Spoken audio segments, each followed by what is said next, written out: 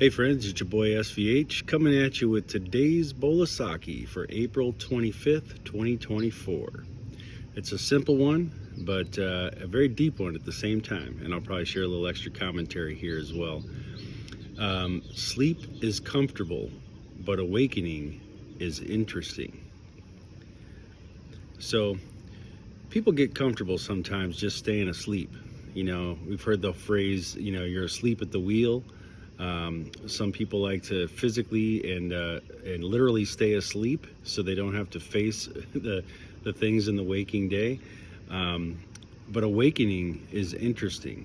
And what do we mean by awakening? Well, awakening to the reality of the oneness of all things, awakening to the realities of the soul, the divine. And, this becomes something that we have to strive for, right? This awakening takes work. It's not like just you snap your fingers and you wake up out of a dream. But as I said yesterday, we live in an illusion. We live in a world, in a time, in an age when we live in a very illusory experience, and we get so caught up in the things around us that aren't really attached to the real, right? But when you awaken to the reality, when you awaken to the oneness and the unity of all things, when you awaken to the fact that when you empty yourself and become nothing, you have the capacity now to fill yourself with everything and to awaken to that reality of divinity within. And I think that's what's really alluded to here in this passage. And, again, Pure Murshid Hazrat Inayat Khan shares some commentary, and if you're new to the bowl of Saki, you might not know who I'm talking about. Most of you probably do. You've heard me talk about Hazrat Inayat Khan for many years now. But Hazrat Inayat Khan was a master musician. He actually brought Indian classical music to the West, and along with that, he brought his spiritual teachings of Sufism. And what is Sufism? Well, that's more than a bowl of Saki right there. That's more like a keg of Saki. We might have to take up a whole nother day for that one. But essentially, it is a spiritual path. It's the path of spiritual liberty, if you will. That's what Murshid used to call it a lot. And Murshid is just a term used in veneration of the guide or the teacher. So the Murshid is the guide. So when I refer to Murshid, I'm referring to Hazrat Inayat Khan as the guide or the teacher that gave us these teachings. So some commentary by Murshid Inayat Khan on this particular subject that I think is really interesting. There are some who are content with a belief taught at home or in church. They are contented, and they may just as well rest in the stage of realization where they are contented until another impulse is born in their hearts to rise higher.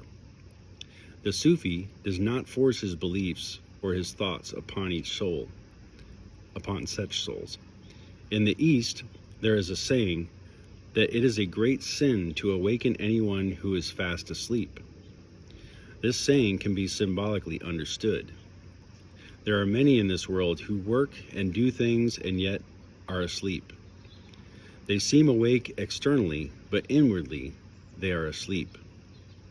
The Sufi considers it a crime to awaken them, for some sleep is good for their health. The work of the Sufi is to give a helping hand to those who have had sufficient sleep and who now begin to stir in their sleep, to turn over. And it is that kind of help which is the real initiation. So this is a little concept about the sleeping and the awakening. And everyone has to awaken in their own time. And I've said this on many other bowls of Saki or many other teachings that I've shared about a lot of times people come to a particular spiritual path, or they become a born-again Christian, or they discover some sort of Hindu teachings or Buddhist teachings, and they really just want to emphatically go out and change the world and get everybody to convert, right? And even in Islam, you see a lot of people that want to push on others that they have to convert to Islam and that type of thing. But it's important that we let people wake up at their own pace, right? Because not everybody is ready for not only the understanding of truth, but the assimilation of the vibrations of truth.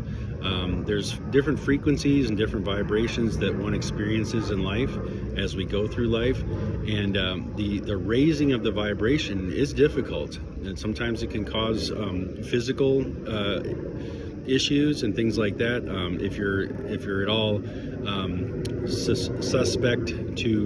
susceptible, I guess is what I wanted to say, susceptible to any kind of radiation or EMF or those types of things. If you've experienced that kind of exposure and felt some sort of difficulty from that, then you kind of understand where I'm coming from here with the frequency and vibration. As you raise your vibration, it's a lot of energy to hold within your body, and sometimes it can be too much for people. So you have to let them awaken in their own time. They have to be ready to assimilate and to be able to digest what's being taken in, right? So this is really an important point about this. And that's why for some, sleep is comfortable, because awakening, although interesting, sometimes it's a little tough to assimilate and to digest and to keep down. Mersha goes on to say, the mystic develops a wider outlook on life, and this wider outlook changes his actions. He develops a point of view that may be called a divine point of view.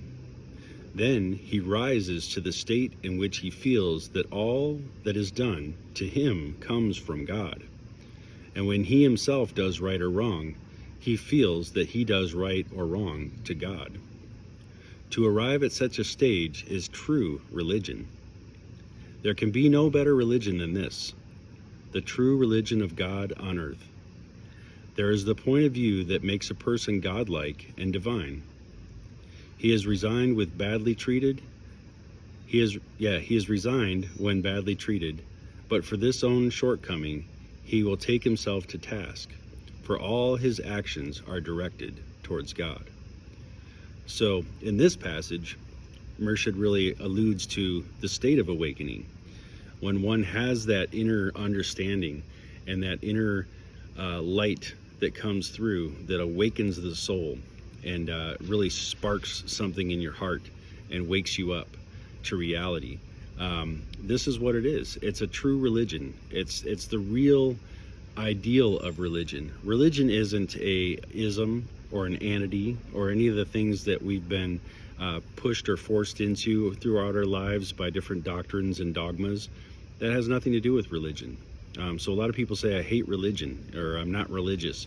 And from that point of view and that perspective, that could be a fair saying. But the true religion is to understand your divine ability, your divine capacity, and how you can actually experience and awaken to that divine presence that is within you, that is all around us, and that is the one reality that we all strive to live. So really good bowl of sake today. Really simple, but yet a lot of deep things that can be pulled and derived out of this. Sleep is comfortable, but awakening is interesting. So if you're asleep, my friends, get rest, stay rested, because the day will come when you're ready to awake. And if you're awakening, I wish you comfort in your awakening process, that you can assimilate and take in all the vibrations of the rising of the one within yourself. And if you're wide awake, then let's party, buddy. All right. Hope you're all having a great day, and appreciate you taking the time to watch another bowl of sake, and I'll be back at you again with another one real soon.